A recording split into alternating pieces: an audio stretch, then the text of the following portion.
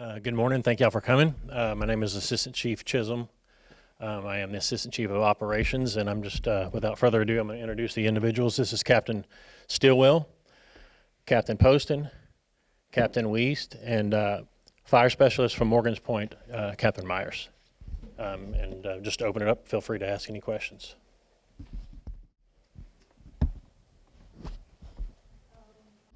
What was the process like going to Los Angeles to try to stop the fires? So the process starts with a EMAC request or an emergency assistance request from California to Texas. Once Texas gets that EMAC finalized, they activate the TIFMIS organization, which is the Texas Interstate Fire Mutual Aid Service body. And the TIFMIS organization deploys strike teams as they see fit throughout the different branches of TDEM. So TIFMIS contacts our agency representative, which in Killeen is Chief Davis and Morgan's Point respectively, and tries to put together strike teams. So this specific deployment was a Type 1 engine, or like a traditional fire truck activation. So we went out with 5 different fire trucks, or from 5 different cities, including Kyle, Round Rock, Morgan's Point, Austin, and Hutto. So he got those requests. Once those requests are made, we get approval on our side through our administration, and Chief Davis gets with the 3 team leads, myself, Captain Wuest, and JL Stiles on B shift. We put together a list of personnel to deploy, and we pick based off of the needs of the deployment and the positions that we had to fill, and go from there. Do you want to talk about y'all's deployment side? It's pretty similar. Okay. And that's how it starts. Captain Stillwell, nice to see you again, sir. Yes, sir. Talking about some of the things that we discussed in our conversation, the things that y'all have seen, from a personal angle, what is the relief like for all of you to be so close to such a tragic situation, to be able to return back to y'all's families and children safe and sound? So the relief aspect of getting back home, being on assignment for 2 weeks and seeing the devastation and just getting back to a sense of normalcy is a great relief. Seeing your family, our wives and our children for the first time in 2.5 weeks it's exceptionally gratifying and amazing when we get back. So it's a very good relief, yes. What was the feeling, I guess, getting called into duty for this, and just I guess maybe a sense of gratitude being able to serve like that? Yeah. So initially, the feeling was kind of excitement to be able to go and help on such a large event like this, but also nerves, not knowing what we're going to be getting into. We had no idea when we were initially deployed what exactly we were going to be doing, where we were going to be assigned at, which fire we were going to be doing. So in that sense, it was excitement and nerves, and then working wildfires in California are vastly different than what we deal with here in Texas. Terrain's different, the way that they operate's a little bit different. And it was just exciting to see how they operate there, and just the amount of logistics that goes in to them operating a fire. I think we had almost 6,000 personnel assigned to the Palisades fire that we were working, and for Cal Fire to be able to put all of that together was kind of exciting to see. What was it like fighting fires in those kinds of winds? Because I understand the training might be different for that. It is. I mean, it's different than what we practice here. I mean, we do train about it, but we don't see those kinds of winds typically here in Texas. It is very different. The severe winds that they had from the start, we didn't personally see, but to see what they did cause, it was, a lot to take in. But it was different working in those, I guess you can call it like severe weather, the winds and the severe terrain. When it works together, it's different than here.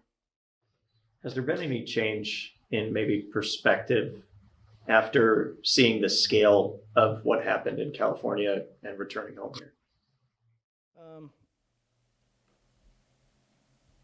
Yes, I mean, a lot into some different aspects of training on how we can help prep different houses with different kinds of effects of fire.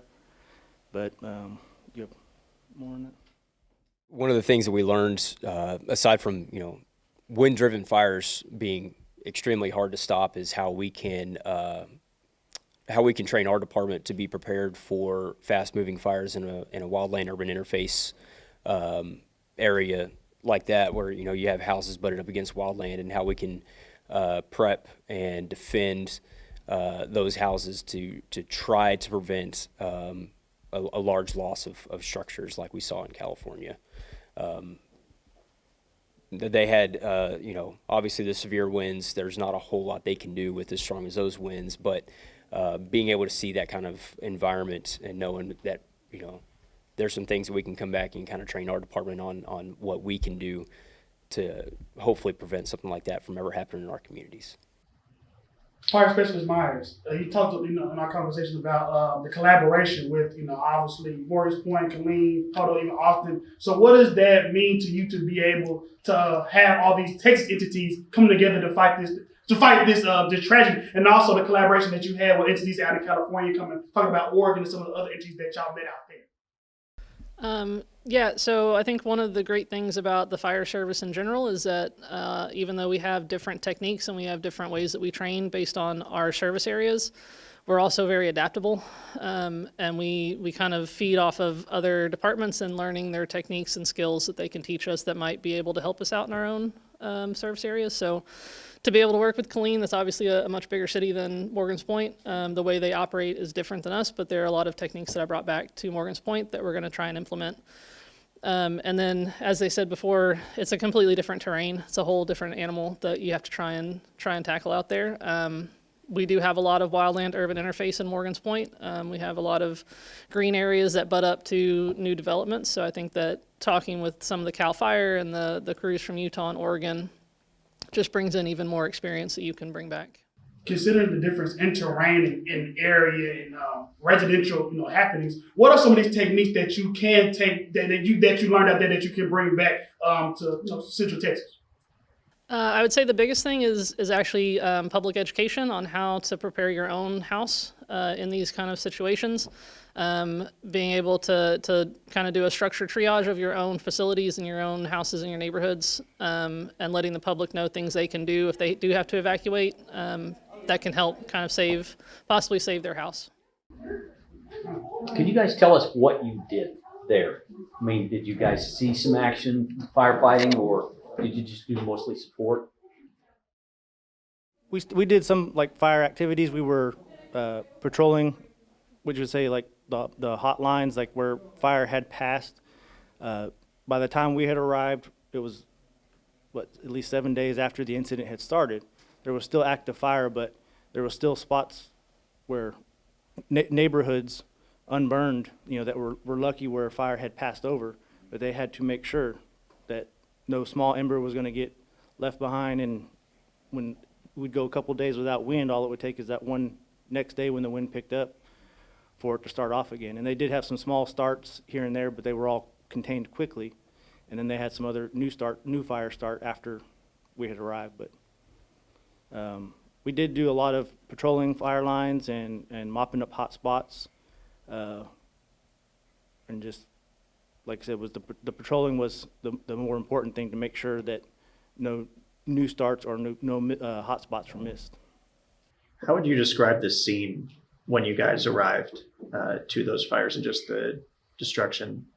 It was hard to take in. It's devastating to see complete, I don't want to say just neighborhoods. I mean, seeing blocks of homes, businesses that were just gone. I mean, what's left is just a pile of rubble. It's different to see because, when we're here, we might see one or two structures that are involved. It was different to see that much.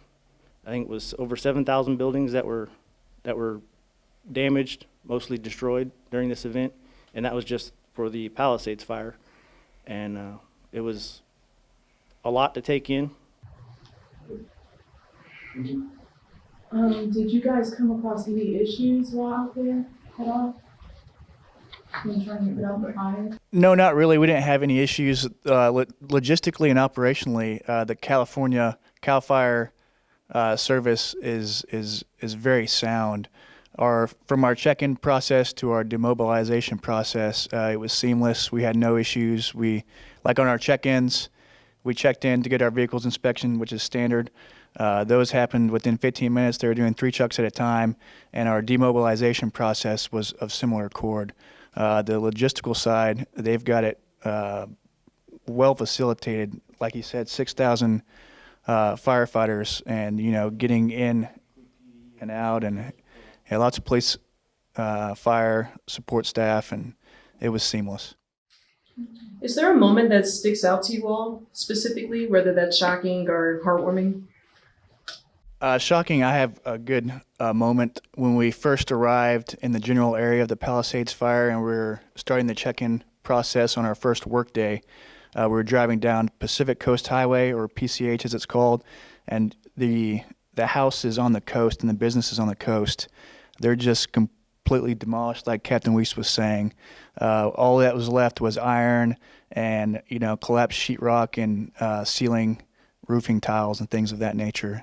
Just streets and streets of destruction.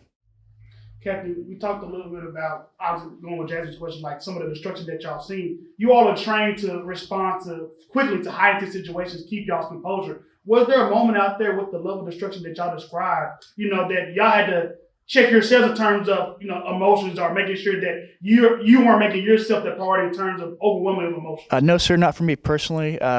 We felt like we had a good support system. At least I felt like I had a good support system with we had a STEN, and we had other firefighters from Texas in our strike team.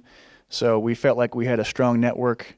There was, of course, a lot of devastation to see, and that, did provoke an emotional response, but I always felt supported and, cared for. Talk about that support, not only between Killeen and Morgan's Point, but also just from help all across the country, other countries even coming in to help. What did that mean to you guys to have that? It was exceptional to see all the support. We had people, like you said, from other countries working there, all united around one purpose. We had, at the beginning of each work or operational period, we would have a briefing, and there would be hundreds of people there, all intent and focused on the goal of mitigating any fire hazards that were present at the Palisades incident. In such a high intense situation, such a national tragedy type of situation, y'all have been boots on ground in the thick of it for 2 weeks before coming back on the 27th. So what is the assimilation process back to normal life, quote unquote, not having that intensity day to day?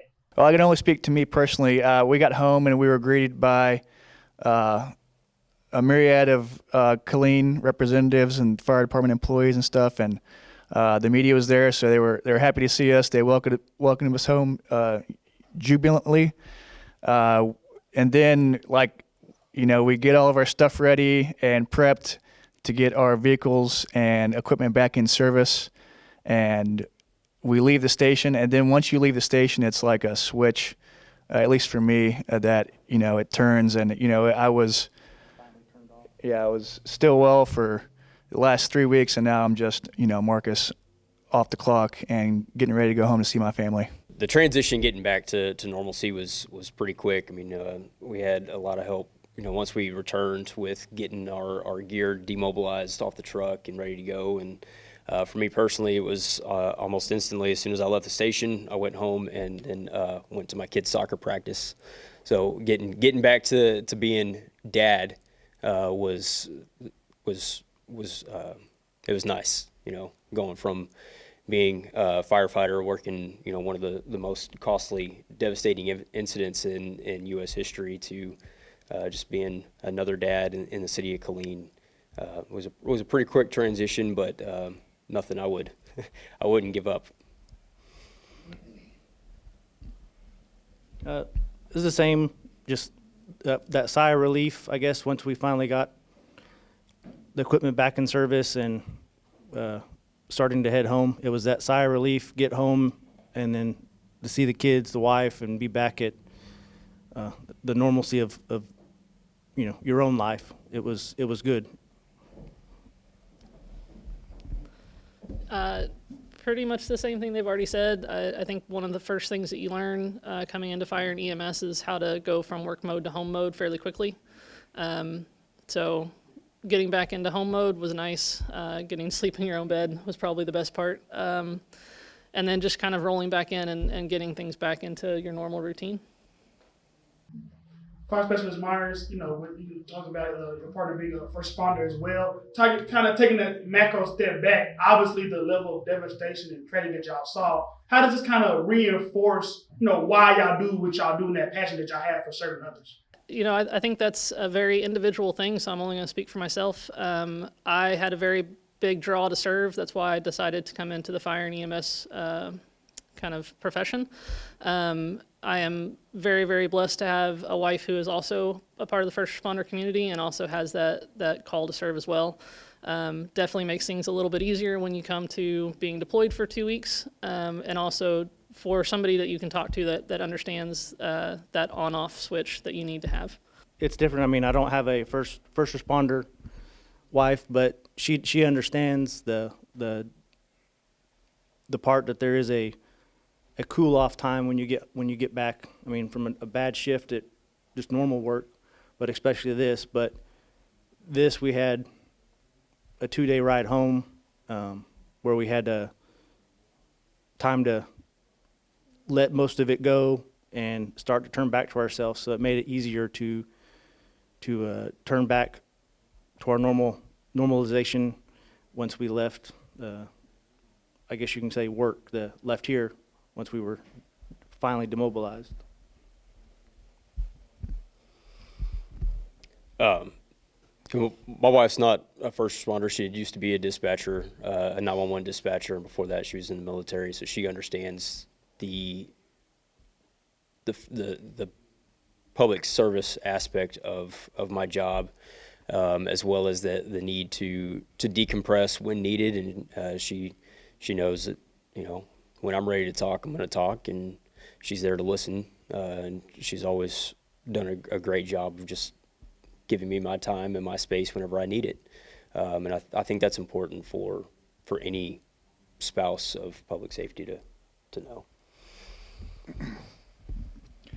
I think I can speak for everyone when I say that without the emotional support and logistical support of our spouses, none of this would be possible for us to deploy as a team and be gone for 2.5 weeks. I know all of our wives are kind of in the same boat, taking care of kids, going to work full time, and juggling all of those things. And, I can't say enough about our wives and my wife specifically for caring for everything while we were gone and still having time to check in with us, even with the time changes, and being there for us emotionally. So shout out to our wives.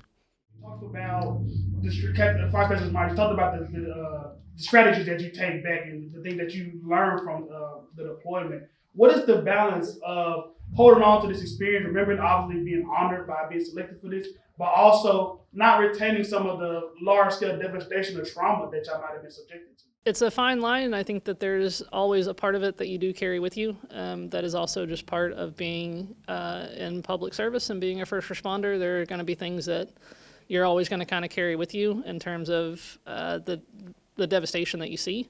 The biggest thing is for me personally, is to turn it back into something good. So if what I saw there, I can apply to Morgan's Point and I can keep that from happening in Morgan's Point, then to me it's worth it.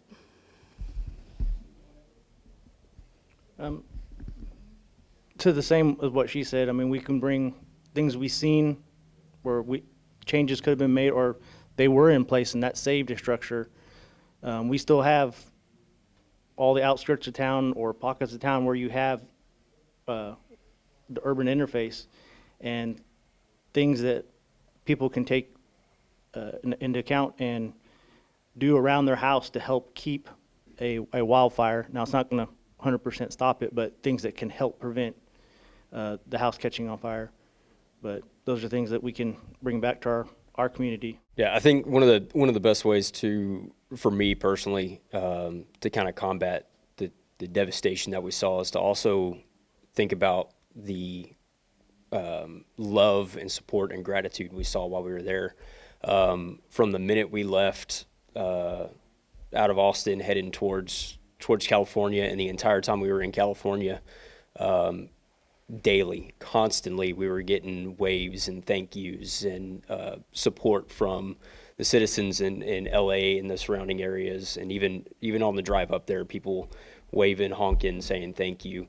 And I think being able to also remember the good that we saw in that, the thankfulness helps kind of offset the devastation and the terrible, destruction that we saw. I think that's for me is the best way to kind of balance things out. I share a similar sentiment, just like Kat Meyers said, like turning this into a positive experience. For me personally, seeing that level of devastation and knowing that my house is at home safe and my family's safe, like it gives me a deep sense of gratitude for everything that God has given me. Additionally, like Captain Poston said, like seeing the coordination and the love and the outpour from the residents of Los Angeles and Southern California, in addition to the firefighters, we're going on their turf. We're going in to do their jobs, and they opened up a spot for us, and there was never any resentment, and the coordination and the support was there. So just working towards the common goal and doing it as a unified team was exceptional to see. Chief Chism or anyone, can you just address the fact that there are mental health services for the firefighters that are shared between the firefighters and the police department? Absolutely. It's relatively new in the fire service, but we do actually have a peer support team for any personnel. It's an extremely stressful job, day in and day out. They're well versed in the stresses, so it's something they deal with. But we do have those in place. We have a physician 24/7 if needed to deal with those stresses. One more thing. And just to talk about how the logistics part of California, during this event, they had peer support set up for all the first responders that were there. At each of the base camps, they had teams ready for anybody that needed the help. And to have that set up that quickly, it was amazing to see that, those are things you don't usually see up front in an incident like that. Those are usually things that are happening afterwards. So that was awesome to see.